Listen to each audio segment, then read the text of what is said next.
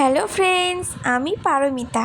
তো সকালে ঘুম থেকে উঠে দেখি আজকের ওয়েদারটা খুবই সুন্দর ছিল, কারণ কালকে সারা রাত বৃষ্টি হয়েছিল, তাই সকালে উঠে ওয়েদারটা খুবই ভালো ছিল।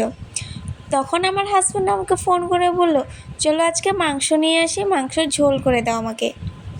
সে সবসময় কষা মাংস খেতেই ভালোবাসে, কিন্তু জানি না হঠাৎ আজকে বললো যে ওর মাংস ঝোল খেতে ইচ্ছা করেছিল। তো আমার সব রেডি হয়ে গিয়েছিলো, আলু ভাজাও হয়েছিল প্রায়, মাংস ধুয়ে আমি মশলা মেখে রেখেছিলাম। হ্যাঁ, আমি এইভাবেই রান্না করি, মাংসটা ধুয়ে আমি মশলাটা মেখে রেখে দিই, তারপরে কড়াইতে অল্প তেল দিয়ে আর অল্প পেঁয়াজ দিয়ে ভেজে নিয়ে আগে তারপরে মাংসটা ঢেলে দিই। তোমরা কিভাবে রান্না করো আমি জানি না, কিন্তু আমি এইভাবেই রান্না করতে ভালোবাসি মাংসটা।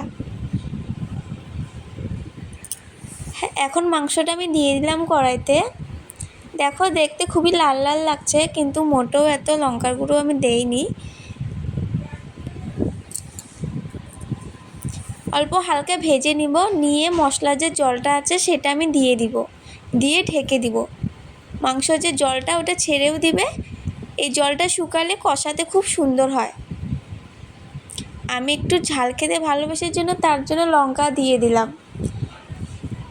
দেখো, আমার কষানিটা প্রায় হয়ে গিয়েছিল, তারপরে হালকা আমি একটু জল দিয়ে দিলাম, জল দিয়ে বলক তুলে নিব।